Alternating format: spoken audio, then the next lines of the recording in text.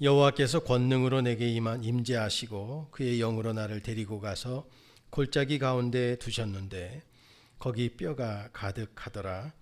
나를 그 뼈 사방으로 지나가게 하시기로 본즉 그 골짜기 지면의 뼈가 심이 많고 아주 말랐더라.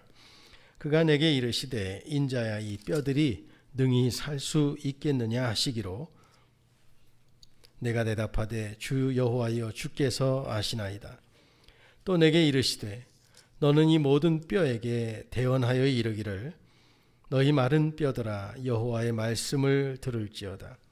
주 여호와께서 이 뼈들에게 이같이 말씀하시기를 내가 생기를 너희에게 들어가게 하리니 너희가 살아나리라.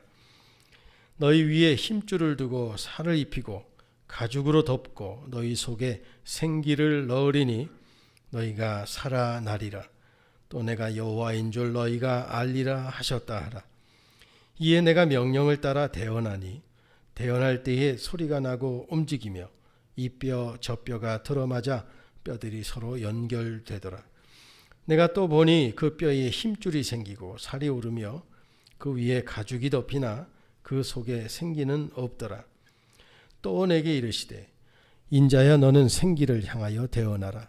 생기에게 대언하여 이르기를 주 여호와께서 이같이 말씀하시기를 생기야, 사방에서부터 와서 이 죽음을 당한 자에게 붙어서 살아나게 하라 하셨다 하라. 이에 내가 그 명령대로 대언하였더니 생기가 그들에게 들어가매 그들이 곧 살아나서 일어나 서는데 극히 큰 군대더라. 또 내게 이르시되 인자의 이 뼈들은 이스라엘 온 족속이라. 그들이 이르기를 우리의 뼈들이 말랐고 우리의 소망이 없어졌으니 우리는 다 멸절되었다 하느니라. 그러므로 너는 대언하여 그들에게 이르기를 주 여호와께서 이같이 말씀하시기를 내 백성들아, 내가 너희 무덤을 열고 너희로 거기서 나오게 하고 이스라엘 땅으로 들어가게 하리라. 내 백성들아, 내가 너희 무덤을 열고 너희로 거기서 나오게 한즉 너희는 내가 여호와인 줄을 알리라. 내가 또 내 영을 너희 속에 두어 너희가 살아나게 하고 내가 또 너희를 너희 고국 땅에 두리니 나 여호와가 이 일을 말하고 이룬 줄을 너희가 알리라. 여호와의 말씀이니라. 아멘. 진정될 것 같았던 코로나19 바이러스 사태가 다시 자꾸 확산되어지고 있습니다. 곳곳에 다시 어려움을 주고 있는데요. 정부에서도 계속해서 간곡한 부탁을 해오고 있습니다. 그래서 우리도 점심 식사 같이 밥 먹는 걸 조심히 하고 오후 예배도 잠정적으로 저희가 중단하게 되었습니다. 이렇게 코로나19가 올해 초부터 시작되어서 벌써 반년이 지나는데요. 언제 끝날지 장담하지 못하는 이 가운데 이렇게 주일 예배가 제대로 회복이 안 되면 장차 교회는 어떻게 될까 염려하는 그러한 목소리도 많아집니다. 기독교 신앙은 함께 만나 손을 잡고 한마음 한영으로 우리 주님을 찬양하며 예배 드리는 것, 즉 성령의 교통하심, 그리고 성도의 교제 속에 그 건강함을 유지하는 게 교회입니다. 그런데 계속 모이지 못하는 형편이라면 교회는 우리가 늘 염려하는 대로 심히 우려되는 상황이 가중될 것입니다. 우리가 모여서 은혜 받고 흩어져 예수 복음을 증거해야 한다고 하지만 먼저 모이는 것 자체가 안 되니 서로 힘을 얻고 흩어지는 것이 안 되는 상황이라 할 수 있겠습니다. 우리 가정교회는 세 축으로 우리가 세워져 가고 있는데 하나는 목장 모임입니다. 하나의 축의 목장 모임을 통해서 삶을 나누고 또 기도 제목을 나누고 기도 응답을 통하여 하나님을 경험하고 그리고 삶 공부를 통하여 우리의 영적 지적인 하나님의 말씀의 내적 영역을 세워나가는 것이 삶 공부입니다. 이 두 가지 축. 또 한 가지 축은 우리가 함께 모여서 연합 예배를 통하여 하나님을 만나고 또 함께 고백하고 함께 결단하고 그리고 함께 찬미하고 그리고 세상을 향해 담대하게 나아가는 연합 예배가 그 세 축인데요. 교회들마다 코로나 이전으로 회복이 쉽지 않을 것이라고 그렇게 전망들을 내놓고 있습니다. 일단 목회자인 저부터도 오후 찬양 예배를 안 드리니까 또 밥을 집에 가서 먹고 난 다음에 시간이 많아요. 또 우리가 거리두기 때문에 1, 2부로 나눠서 일부 예배도 많이 나오세요. 그런데 더 중요한 건 신방이 안 돼요. 병원 신방이라도 가고 싶으면 가서 받아주질 않습니다. 이 가족 명찰표 아니면 들여보내주질 않아요. 각종 회의 만남 코로나 때문에 안 됩니다. 그러면 가고 싶어도 갈 수가 없습니다. 이것이 점점 익숙해져 가다 보면 몸이 편안함 속에 익숙해져 가면 이게 결코 우리가 힘을 얻고 활발하게 주의 복음 증거하고 활동력 있게 하는 것이 위축될 수밖에 없습니다. 목회자인 저부터도 그런데 일반 교우들이 오죽하겠습니까? 교회들은 큰 위기 상황에 들어갈 것이며 더 나아가 나라와 직장의 형편도 더 심각해질 것이라고들 이야기합니다. 더 큰 어려움 속에 빠져들 것이라고들 이야기하고요. 이제 6.25 70주년을 맞이하는 이때 나라의 상황을 돌아보게 되면 북한에서는 다시 저기 서해안 쪽에 포구를 열어놓는다고 하는 뉴스를 보게 되면 또 불안해지고, 또 연락사무소 폭파했다는 것도 그렇고, 어쨌든 북한의 내부 사정이 어떠한지는 잘 모르겠지만 좀 평화적 무드가 잘 무르익어서 좀 통일에 대한 기대감이 좀 높아져야 될 텐데 오히려 그 반대로 가고 있으니 염려가 어찌 안 되겠습니까? 70주년을 맞이하면서 이 땅에 두 번 다시 그와 같은 민족 상잔의 비극은 일어나지 말아야 할 것입니다. 역사를 잊은 민족에게는 미래가 없다고들 이야기합니다. 그것을 어떻게 잊을 수가 있겠습니까? 나라의 형편도 그렇고 경제적 상황도 그렇고 교회의 상황도 그렇고 개개인의 삶도 그렇고 회사를 갈 수가 있나, 학교를 갈 수가 있나, 바깥을 마음대로 나다닐 수가 있나, 심지어 교회의 여러 가지 모임 이거 뭐 참여할 수가 있나. 여러분, 이러한 가운데 오늘 우리에게 말씀을 통하여 우리에게 주시는 메시지가 있습니다. 여러분 보시기에는 코로나가 언제 끝날 것 같습니까? 여러분 보시기에는 이 나라 민족 장래 생각할 때 통일은 언제쯤 될 것 같습니까? 우리 한국 교회도 그렇고 이 땅의 선교사님도 그렇고 우리 영복교회도 그렇고 신앙은 언제쯤 마음껏 회복될 수 있을 것이라고 생각하십니까? 여러분 보기엔 어떠십니까? 오늘 우리에게 한 시대 속에 가장 어떻게 보면 더 극심한 어려운 상황에 처해있던 이스라엘 백성들 또 선지자 에스겔에게 하나님이 어느 날 찾아오셔서 마른 뼈에 있는 골짜기로 데리고 가 거기 중간에 서게 하고 하나님이 말씀하시는 메시지는 어쩌면 우리 심령 속에도 마른 뼈 골짜기 같은 그러한 심정 속에 있는 우리에게 찾아오셔서 그곳에 서게 하시고 우리에게 묻고 계시는 말씀일 수도 있다 하는 생각이 듭니다. 그렇게 적용하면서 함께 은혜 나누기를 바랍니다. 여호와께서 권능으로 내게 임재하시고 그의 영으로 나를 데리고 가서 골짜기 가운데 두셨는데 거기 뼈가 가득했다 그랬어요.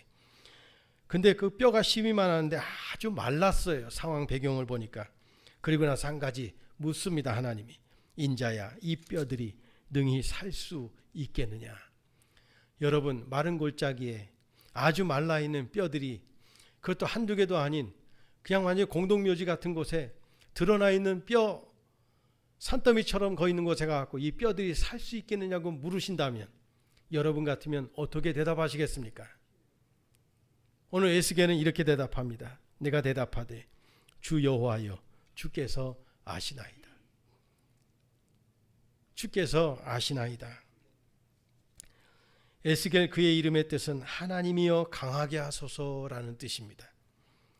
하나님이 강하게 해주셔야 된다라는 뜻이었어요. 그는 제사장이었는데 바벨론의 제2차 유다 침공 때 10,000명의 인지를 끌고 바벨론으로 끌려갈 때 거기에 포함된 사람 중에 한 사람이었습니다.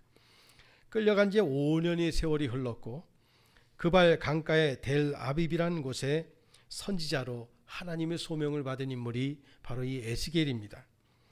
자신은 비록 바벨론의 포로로 끌려와 있지만 아직 무너지지 않는 고국의 동포들에게 여전히 하나님 나라에 대한 소망을 갖고 기억하며 기도하자고 촉구했던 제사장이었습니다. 하나님도 결코 그들이 무너지는 것을 원치 않으실 것이라고 이야기했는데, 그런데 얼마 가지 않아 끝내 소망으로 남아있던 예루살렘 성전도 무너지고 말았습니다. 이러한 절망적 상황 가운데 하나님이 어느 날 에스겔에게 찾아오셔서 묻습니다. 여호와께서 권능으로 내게 임재하시고 그의 영으로 나를 데리고 환상 가운데 데리고 간 것이 골짜기였어요. 그런데 그 골짜기에는 뼈가 가득했습니다. 나를 그 뼈 사방으로 지나가게 하시기로 본즉 그 골짜기 지면에 뼈가 심이 많았는데 다 말랐어요. 백골이에요. 이런 가운데 하나님이 주신 말씀이 너 보기에는, 내가 보기에는 어떠하느냐 하는 것이었어요. 중학교 고등학교 때 즐겨 불렀던 가곡 중에 비목이라는 가곡이 있어요. 노래 아시는 분도 있을 텐데, 가사를 볼까요? 노래를 할까요? 조금만 앞부분만 할게요. 조연히 쓸고 간 깊은 계곡, 깊은 계곡 양진역에 비바람 긴 세월로 이름 모를 비목이여, 이렇게 부를까요? 참 좋아했던 가곡 중에 하나인데요. 그 뒤 가사를 보면 이렇습니다. 먼 고향 초동 친구 두고 온 하늘가, 그리워 마디마디 잊기되어 맺혔네. 국노루산 울림 달빛하고 흐르는 밤, 홀로선 적막감에 울어지친 비목이여. 그 옛날 천진스런 추억은 애달퍼 서러움 알알이 돌이 되어 쌓였네. 이런 가사의 내용입니다. 근데 이 비목이라는 노래는 서울대 작곡가를 국악과를 졸업하고 ROTC 2기로 입대하여 강원도 화천 백암산 고지에서 수색중대 경계 초소장으로 근무했던 한명희라는 분이 작사한 그러한 노래입니다. 장일남 씨가 작곡한 노래인데요. 비목이라는 타이틀이 붙었어요. 사람이 세상을 떠나 장례를 치르고 나면 며칠 후 죽은 사람의 무덤 앞에 그분의 이름과 생년월일을 등을 새겨서 무엇을 세워 넣는데, 돌로 만들어 무덤 앞에 세우는 것을 비석이라고 합니다. 그런데 나무로 만들어 무덤 앞에 세우는 것을 비목이라고 불러요. 그런데 이분이 군복무 시절에 왜 이렇게 비목이라는 그러한 타이틀을 붙이며 이 가사를 쓰게 되었나 배경을 보니까, 전쟁은 끝났고 깊은 계곡을 감싸던 화약 연기도, 이끼가 덮인 돌무덤도 사라진 지 오래되었습니다. 이제 먹고 사는 일에 쫓기다 보니까 전쟁의 참상을 잊어버린 채 그냥 살다가 군복무하던 당시의 지역당을 이렇게 다니다 보니 조금만 봐도 여기저기서 유골들이 나오는 것이었어요. 녹슨 수통, 철모 어지럽게 나뒹굴기도 하고, 이런 기막힌 격전의 현장에서 그가 수없이 마주했던 것이 뭐였냐면 비목이었답니다. 전쟁이 치열하게 진행되는 동안에 당시의 6.25 전쟁 가운데 가장 치열한 전투가 벌어졌던 곳이 바로 이곳이었습니다. 수많은 전우들이 목숨을 잃었습니다. 전우의 시체를 넘고 하는 그 노래처럼 시체를 땅에 묻고, 전쟁 중이다 보니까 온전히 장사를 어떻게 치러줍니까? 경황이 없어 그 앞에 이름도 미처 쓰지 못한 비목도 있고 막대기만 꽂아둔 곳들도 많았습니다.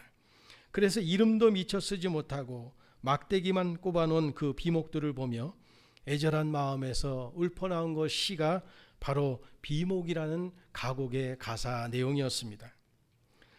이렇게 전쟁이 발발했던 6.25 벌써 70주년이 되었습니다. 여러분 중에서 혹시 마른 뼈를 눈으로 보신 분 계십니까? 저는 할아버지 할머니 영락교제 교회 사진으로 본 적은 있는데요. 저 혼자 가고 할아버지 할머니 이장 다 했어요. 미국에서 큰형님이 오시기로 했는데 못 오셔갖고는 어쨌든 뭐 준비해야 될 것 같아 갖고 하다 보니까 저 혼자 하게 됐어요. 영락교회 가갖고 거기 묘원 가서 할아버지 할머니 묘 입하갖고 보니까 뼈가 그대로 있으세요. 그 뼈 들고 포장해 주는 거 잘 싸갖고 안고 뼈 화장터 가갖고 화장해 갖고 지금 오포에 가정묘 있는 데다가 그 유골을 가른 것을 담아 갖고 할아버지 할머니 모셔놨어요. 작은 아버지도 영락교회에 계시기도 하였고 아버지 돌아가시고 나면 돌볼 사람이 보니까 한국에서 저밖에 없는 거예요. 그래갖고 했어요. 근데 그 묘도 저 죽으면 누가 하나요? 그 이제 예? 그냥 이제 또 그래서 이렇게 흩뿌려야 되나? 예? 어쨌든 뼈가 하얗게 그냥 그대로 있는 걸 제 눈으로 봤어요. 참 묘한 경험이기도 했어요. 어느 날 에스겔 선지자가 하나님의 부름을 받고 좋은 때가 아니라 포로 시절이었습니다. 나라 뺏기고 또 억울한 일 많이 당하는 그 시절 속에서 뭐 암울한 시대 그 자체였겠죠. 그를 데리고 간 것이 바로 골짜기 뼈가 심이 많은 곳이었어요. 그리고 나서 뼈들을 보여주며 이 뼈들이 능히 살겠느냐라고 물으시니 주께서 아십니다 라고 에스겔이 대답을 했습니다. 여러분, 주님만이 아십니다. 주님께서 부활하신 후 베드로에게 찾아오셔서 네가 나를 사랑하느냐라고 물으셨죠. 네, 제가 주를 사랑하는 줄 주께서 뭐라 그랬어요? 아시나이다. 여러분, 주님을 사랑하십니까? 이렇게 하셔야지. 주께서 아십니다. 지금 그렇게 대답. 뼈들이 살겠느냐? 근데 이게 가능한 질문이에요. 할아버지 할머니 뼈 놓고 만약에 하나님 물으셔서 너한테 너 이 뼈 살겠냐? 그러면 네, 그러겠어요 그걸? 근데 이 에스겔 선지자는 주께서 아십니다. 이렇게 대답을 했어요. 우리 주님 안에는 불가능이 없다라는 믿음의 고백이었습니다. 인생의 삶은 끊임없는 절망과 고통입니다. 늘 은혜와 기쁨과 평안함만 임하는 것이 아닙니다. 우리에게 해결하지 못한 문제들이 다가왔을 때, 우리의 가정에 어느 날 갑자기 풍랑이 일 때, 어느 날 또 갑자기 병원에서 나의 질병에 대해 의학적으로 고치기 어렵다는 사형 선고 같은 선고가 떨어질 때, 그때 만약에 나에게 물으신다면 이 문제들이 해결될 수 있겠느냐라고 물으신다면 우리는 뭐라고 대답하시겠습니까? 주님만이 해결하실 수 있습니다. 이 고백이 그때 저와 여러분의 믿음의 고백되기를 소망합니다. 세상을 붙들었던 손을 놓고 주님을 꼭 붙들어야 합니다. 주님, 주님만 붙잡고 나아가겠습니다. 주님, 나를 긍휼히 여겨주시고 이 절망의 자리에서 나를 건져 주옵소서. 이 뼈들이 살겠느냐 물으실 때 주께서 아십니다. 이 대답을 저도 여러분도 하나님께 드릴 수 있게 되기를 원합니다. 예수 믿고 나서 주님께 맡기면 우리를 가장 좋은 길로 인도해 주신다고 저는 믿습니다. 전주에 사는 어떤 사업가가 교회에 나와 등록을 하게 되었습니다. 목사님을 만나 교제에서 인사하는 중 어떻게 우리 교회를 나오시게 되었냐라고 물었습니다. 그때 교회 나오게 된 사연과 간증을 이렇게 이야기했습니다. 자기는 작은 회사의 사장으로 회사를 일으키기 위해 그동안 잠도 제대로 못 자고 부지런히 쫓아다니며 고생하며 달려와 회사는 나름대로 안정이 되었다고 합니다. 어느 날 건강검진을 받게 되었는데 암 3기 말 그렇게 판정이 났답니다. 이제 살만하고 회사도 안정됐는데 말기 암 판정을 받았으니 눈에 뭐가 보이겠습니까? 이 소식을 알고 있던 들었던 주위의 친구들, 가족들, 아는 사람들 다 자기를 쳐다보며 위로라고 어떤 말을 하는데 다 그런 시선이나 말이 자기를 향해 곧 죽을 놈 이렇게 하는 것 같이 느껴지더랍니다.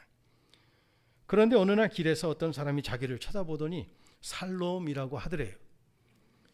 갑자기 그 말이 얼마나 자기 귀에 크게 들리는지, 이 사람은 뭘 보고 다른 사람은 다 죽을 놈이라고 하는데 살롬이라고 하는 걸까 궁금해서 그분의 뒤를 쫓아가 봤더니 교회로 쑥 들어가더랍니다. 바로 그 교회 목사님이었어요.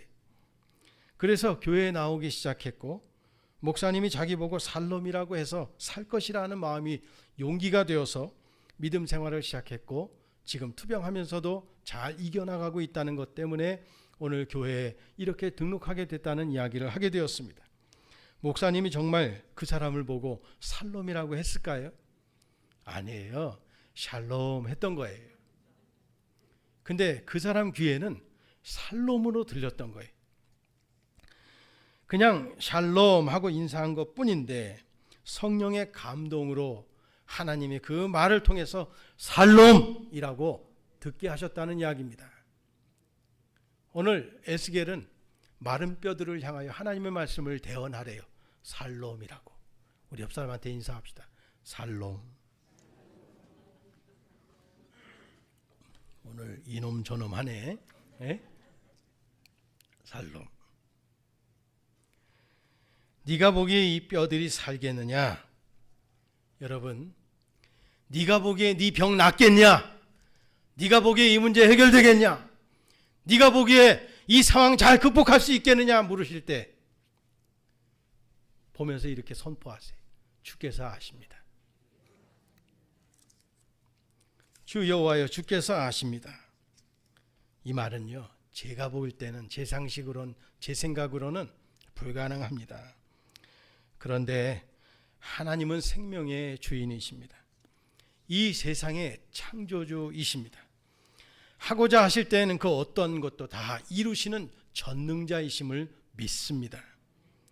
그분이 물으신다면 내 의견과 내 감정, 내 생각은 중요한 것이 아닙니다. 어떤 분이 암이 전신에 퍼졌습니다. 병원에선 준비하라는 말을 들었습니다. 그러나 그분을 너무 존경에게 작심을 하고 하나님께 메어 달린 적이 있습니다. 기도하고 또 기도하는데 새벽에 기도하는 성령의 감동 속에 빛을 보여주셨어요. 그 몸에 건강한 세포 하나만 남았다 치자 그 세포 하나로 다시 살아나게 하실 하나님이 함께 하신다. 신앙은요, 내가 하는 게 아닙니다. 신앙은 하나님이 하시는 것을 내가 믿는 것이 믿음입니다. 그 믿음으로 오늘을 살아가는 저와 여러분 되시기를 바랍니다. 이 믿음을 에스겔이 고백하자 하나님 말씀하십니다. 4절부터 6절까지 같이 읽어볼까요? 4절부터 6절까지 같이 있습니다. 시작. 또 내게 이르시되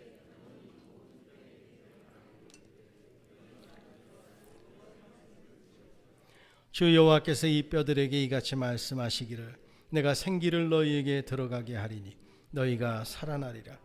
너희 위에 힘줄을 두고 살을 입히고 가죽으로 덮고 너희 속에 생기를 넣으리니 너희가 살아나리라. 또 내가 여호와인 줄 너희가 알리라 하셨다 하라. 어떤 일이 벌어졌냐면 명령을 따라 대언을 하니 대언할 때에 소리가 나고 움직이며 이 뼈 저 뼈가 들어맞아 뼈들이 서로 연결되었어요. 내가 또 보니까 그 뼈에 힘줄이 생기고 살이 오르며 그 위에 가죽이 덮이나 생기는 없더라 그랬어요. 그러자 또 생기를 향하여 외치랍니다. 너는 생기를 향하여 대언하라. 생기에게 대언하여 이르기를 주 여호와께서 이같이 말씀하시기를 생기야 사방에서부터 와서 이 죽음을 당한 자에게 불어서 살아나게 하라 하셨다 하라. 대언하면 되는 거예요. 하나님의 말씀으로 대언하면 죽을 놈이 살 놈이 될 줄로 믿습니다. 생기는요, 원어로 루하흐라고 해요. 하나님이 태초에 천지를 창조하셨어요. 흙으로 사람을 지으사 그 코에 생기를 불어넣으니 생명이 된다 그랬어요. 오늘 그 생기라는 단어가 여러 번 등장합니다. 여러분, 죽은 것 같은 내 몸에도 성령이 우리 안에 이미 계시는 줄 믿습니다. 성령아 부르라. 성령아 부르라. 기도할 때 내게 임재하시는 성령의 은혜가 오늘도 세미한 음성 가운데 절망하고 낙심에 일어설 수 없는 기력 가운데 누워있는 저와 여러분에게도 하나님이 어느 순간에 생기로 소성케 하시는 하나님의 은혜가 저와 여러분을 살리는 하나님의 은혜가 함께할 줄로 믿습니다. 그러므로 우리의 상황이 아무리 절망적으로 보인다 할지라도, 어렵고 혼란스럽다 할지라도, 내가 보기에는 아무리 힘들어도 하나님은 마른 뼈들을 일어나게 하사 하나님의 군대로 만드셨어요. 그리고 이어서 12절부터 14절까지 한번 또 읽어볼까요? 12절부터 14절 시작.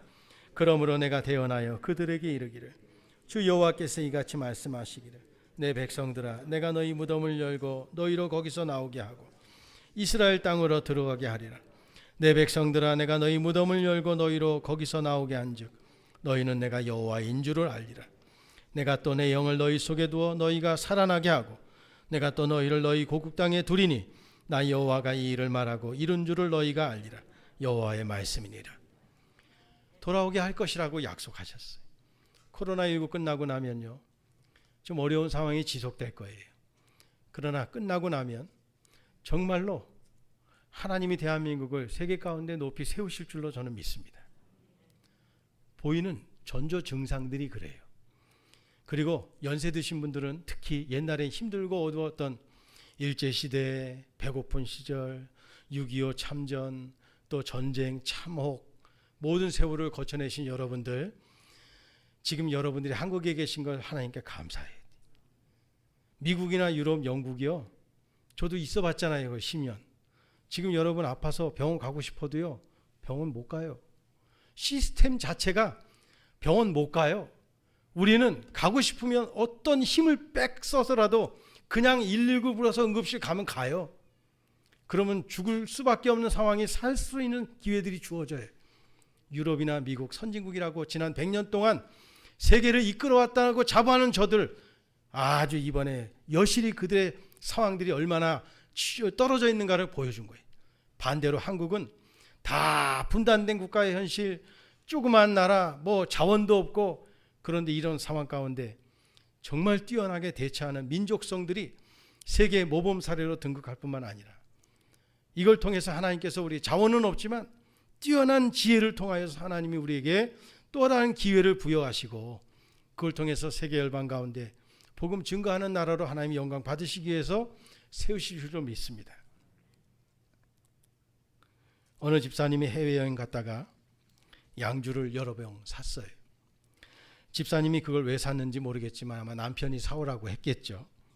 어쨌든 세관은 양주 2병 이상은 못 들고 들어옵니다. 더 들어오려면 세금을 더 많이 내야 돼요.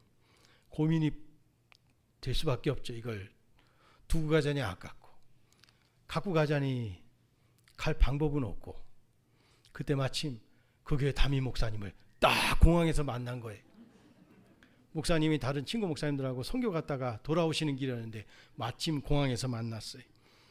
그래서 목사님들 틈에 끼어서 목사님 어쩌고 저쩌고 해갖고 목사님들 일행이 하나씩 다 갖고 세관을 통과해서 들어왔어요. 집에 와갖고 자랑스럽게 이랬대요. 여보 그때 말이야 하나님이 도와주셔서 거기에 목사님들을 만났지 뭐야. 그래갖고 양주 다 갖고 왔어. 근데 그때 하나님 도우신 거예요. 어쩐 거예요 이게.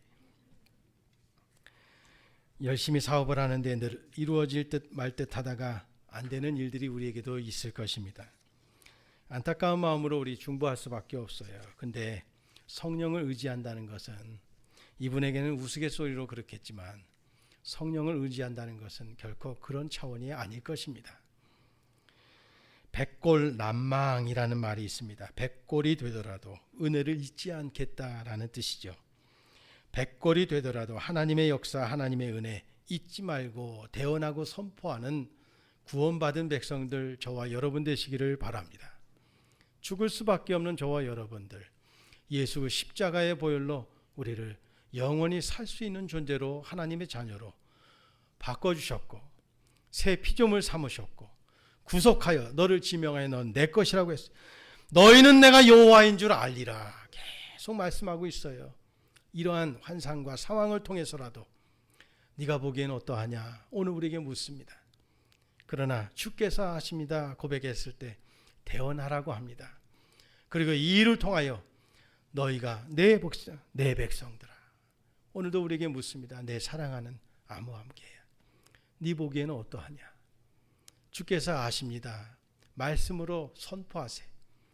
그때 내 백성들아, 내가 무덤을 열고 너희로 거기서 나오게 한즉 너희는 내가 여호와인 줄 알리라.